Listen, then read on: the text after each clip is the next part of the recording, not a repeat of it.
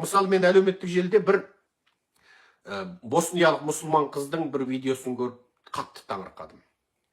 Ол қыз өзі блогер қыз екен, жаңағы мен көрдім, менің бір жолдастарым осы американдықтар жаңағы жіберіп берді. Олар да осы Совет одағының ықпалы, Шығыс Еуропада орыстар анау мынау тақырыптарды зерттейтін зерттеушілер.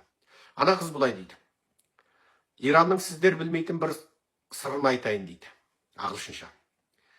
Айтып отырады да, мынау сербтер, Милошевичтің әскері мынау боснияктарды қырғанда дейді, албандарды қырған кезде дейді. Бізді дейді, кейін бар елдің бәрі ойлайды дейді, НАТО кіріп, жаңа Милошевичті тұтқындап, сосын ары қарай мына босқындарға азық-түлік таратып, қалаған қираған жерлерде жаралыларды емдеп сөйтіп, содан кейін барып біз мына албандар, босниялықтар аман қалдық қой деп ойлайды дейді. Иә, НАТОның бұл жерде дейді, мына Югославияны бомбалауы, мынау сербтердің қарулы мемлекеттік системалы түрде жасаған қырғынын тоқтатуы НАТОның рөлі зор болды дейді. Бірақ дейді, НАТО кешігіп келді дейді.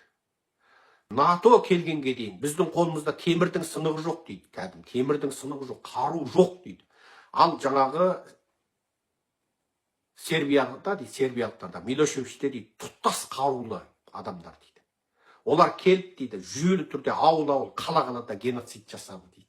Сол кезде бізге Ираннан ең алғашқы қару келді. Біздің еркектеріміз ең алғаш қаруды келіп, ана ауыл-ауылды, боснияктардың ауылын, албандардың ауылын, ауыл-ауылды жойып, қырып, геноцид жасап жатқандарға ең алғаш тосқауылды солай қойдық дейді.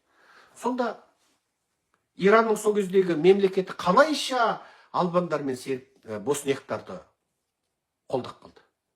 Неге? Ал сербтердің артында сол кезде Совет одағы Ресей болды. Сербтерді, Милошевичті барып ана жерді қыр деп жатқан орыс болды. Сонда қалай? Неге Иран аяғысынан солай болып қалды? Бірақ Әзербайжан мен Әрмен соғысында неғып діндес тіпті шиғалас Әзербайжанды қолдамай Әрменді қолдады? Үнемі Каспийдағы даулы мәселелерде неғып олар қазақ, түрікпенді қолдамай, Әзербайжанды қолдамай, орысты қолдайды? Қытайда мұсылмандарға, өздерін мұсылмандардың жаңағы басқалқасымыз дейтін Иран, Қытай мемлекет мұсылманға қырғын жасағанда, керісінше Қытай мемлекетін одақтаспап отыр. Бұл саясат дегеніміз күрделі болады. Мүмкін сол кезде Иран орыстарменен бірдеңкеге келісе алмай жатты. Орыстан бірдеңке сұрады, олар бермеді. Немесе орыстар оның мұнайын алғанда судан да арзан сұрады. Мүмкін бірдеңеге келіспей қалды. Мүмкін орыстан оларды бір келісімшартта отырғызып кетті мысалы. Мүмкін сол кезде олар орыстарға менен есептесу үшін сол жағдайда біз түсінбейміз оны. Сөйтіп жаңағы орыстың иті болған Милошевичтің, сербтердің әскері қынадай қырып жатқан албан мен боснияктарға көмектесіп қалған болар. Мысалы, Біріккен ұлттар ұйымында дауыс берген кезде Палестина Қытай мемлекетін жақтап дауыс берді. Қандай?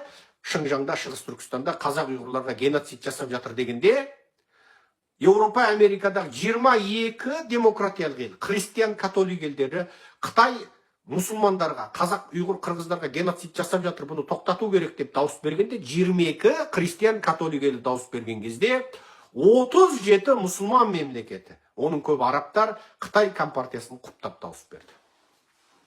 Ішінде Палестина бар.